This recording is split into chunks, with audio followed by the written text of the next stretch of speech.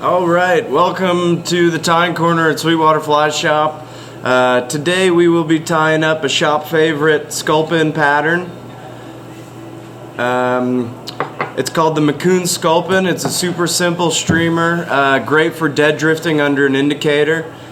We have a couple guides that come in and absolutely clean out the bins when we get this fly stocked, so it's a great pattern to tie yourself. So here we go. We're going to get your thread on there, bring it all the way to the back where the hook starts to bend. Alright, if you have any barred rabbit strip, that might be preferred, but right now we just have regular olive zonker strips. I'm going to make my tail length about one hook shank.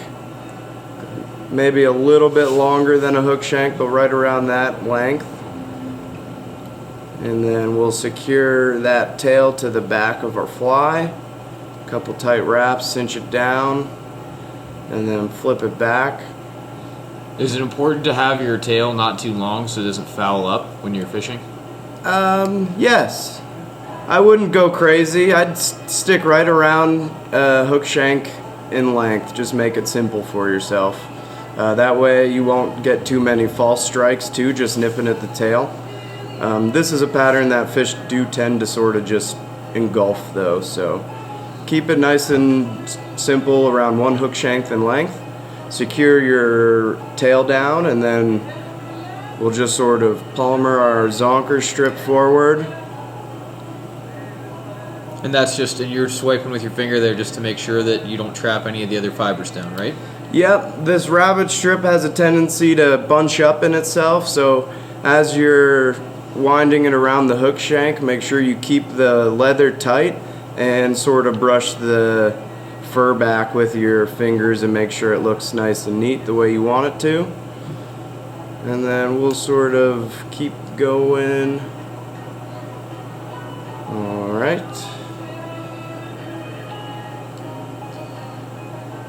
And then how did you decide to leave that much room between your hook eye and where you stopped your rabbit strip there? So the McCune's Sculpin has a little spun deer head, so it's important to make sure you just leave, this is probably around ½ an inch or so. Always safer to leave more room than you think necessary.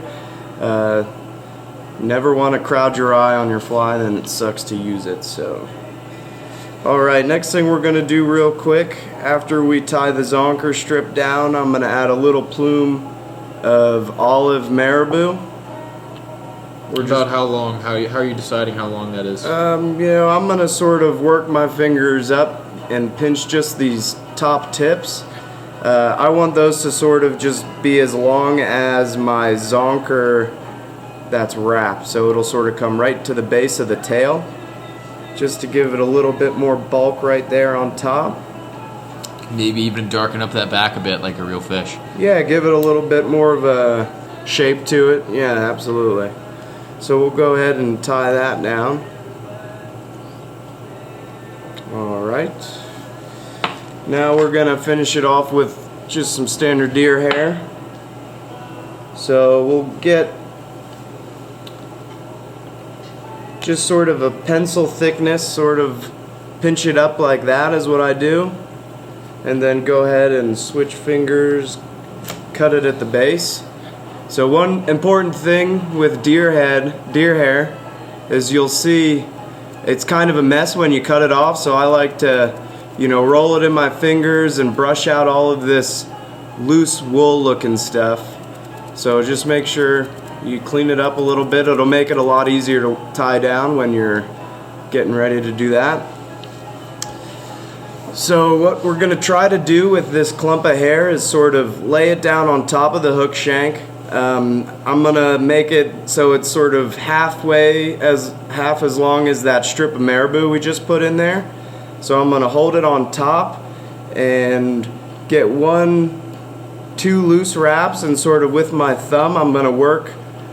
I didn't cinch down my thread, so the material is still loose on there, and you can sort of work it around in a circle And then as you do some tighten wraps, you'll see that deer hair is worked all the way around the hook shank like that. Okay, and you kind of want it to flare out like that in the back, right? Yep, so I did 2 loose wraps, worked my deer hair around the hook shank, and then pulled straight down.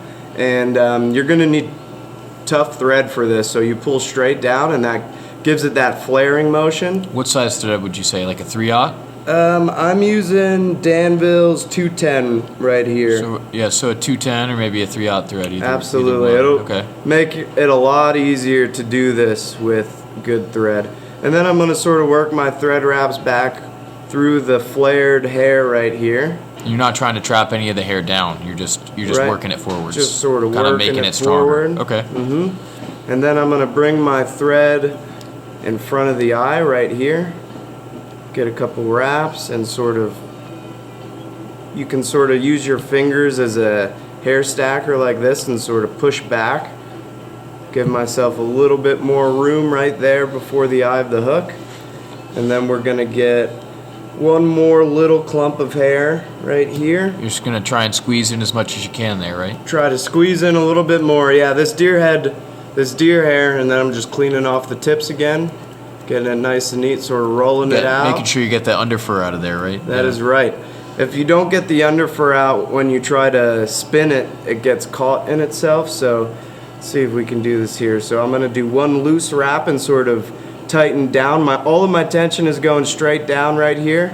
I'm going to do another loose wrap, and then on this I'm going to tighten it straight down and see how that hair works itself around the hook shank.